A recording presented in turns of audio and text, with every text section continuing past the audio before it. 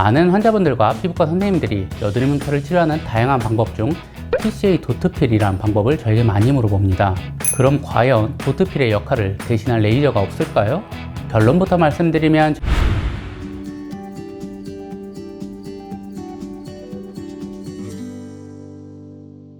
안녕하세요. 피부과 전문의 닥터 라이언입니다. 오늘은 TCA 도트필 부작용과 추천하지 않는 이유와 더 효과적인 레이저에 대해 이야기해 보겠습니다. 그동안 여드름 흉터 치료 사례가 3만 케이스를 넘었습니다. 그러다 보니 다양한 흉터 치료 관련 레이저 자문의를 맡고 있습니다. 많은 환자분들과 피부과 선생님들이 여드름 흉터를 치료하는 다양한 방법 중 TCA 도트필이란 방법을 저에게 많이 물어봅니다. 결론부터 말씀드리면 저는 TCA 도트필을 하지 않고 있으며 받으시는 걸 추천드리지 않습니다. 왜냐하면 TCA 도트필로 다양한 부작용이 생기는 경우가 워낙 많으며 경우에 따라 흉터가 돌이킬 수 없는 경우도 많이 봤기 때문입니다. TCA 도트필이란 도트필과 크로스라는 두 가지 시술로 나눌 수 있습니다. 도트필과 크로스는 엄격히 말하면 다른 시술인데 거의 비슷한 시술로 혼용되어 사용되고 있습니다. 도트필링은 TCA를 흉터 바닥에 바르는 시술입니다. 크로스는 TCA를 그냥 바르는 게 아니라 바늘을 이용해 찔러서 진피 속에 더 주입하는 시술로 어떻게 보면 도트필의 좀 더 상위 시술이라 할 수 있습니다. 이렇게 TCA 약물이 피부에 작용하면 화학적 화상 및 박피 같은 작용이 일어나 새살이 만들어지는 반응을 유발합니다.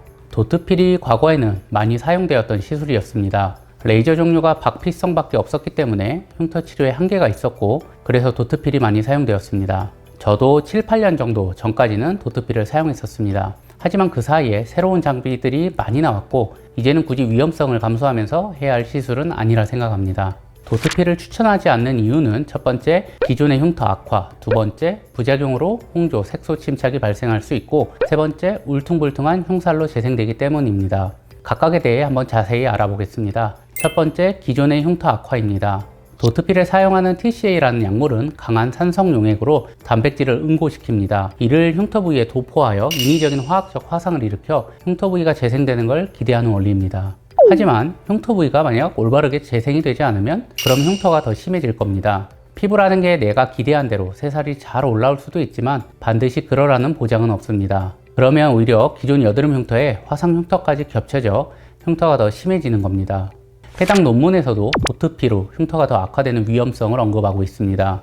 닥터 라이언의 피부과에는 다른 병원에서 TCA 도트필, 크로스 시술로 흉터가 더 심해져서 오시는 분들이 엄청 많이 있습니다. 그분들이 공통적으로 하시는 이야기가 이럴 줄 알았으면 도트필을 절대 안 받았을 거라고 말씀하십니다. 두 번째, 부작용으로 홍조, 색소 침착에 발생할 수 있습니다. 앞에서 이야기한 것처럼 도트필은 결국 인위적인 화학적 화상을 일으키는 것이기 때문에 시술 후 홍조나 색소 침착이 발생하는 경우가 매우 빈번합니다. 논문들을 찾아보면 보통 발생 비율을 6.7에서 64.2%로 다양하게 보고하고 있으며 확실한 건 생각보다 흔하게 생긴다는 점입니다. 시술 후 수개월 정도 사라지는 경우도 있지만 영구적으로 남는 경우도 저는 자주 봅니다. 다음은 제가 실제 치료한 사례입니다.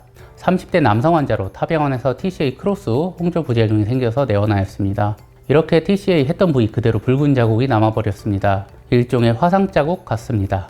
그래도 적절한 레이저 치료 후 다행히 많이 개선이 되었습니다.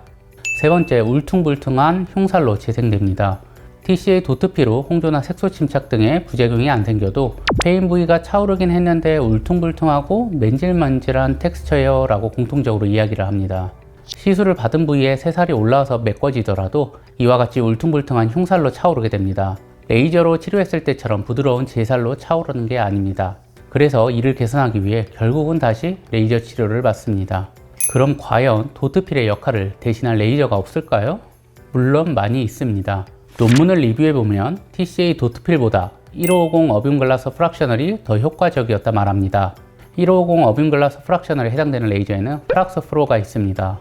실제 제가 프락스 프로를 사용해보니 박스 흉터나 아이스픽 흉터도 꽤 잘 치료가 됩니다. 다음은 프락스 프로를 사용하여 치료한 박스 흉터와 아이스픽 흉터입니다. 또한 마이크로 니들 RF 장비 또한 어느 정도 도트필을 대체할 수 있다고 논문에서 이야기합니다.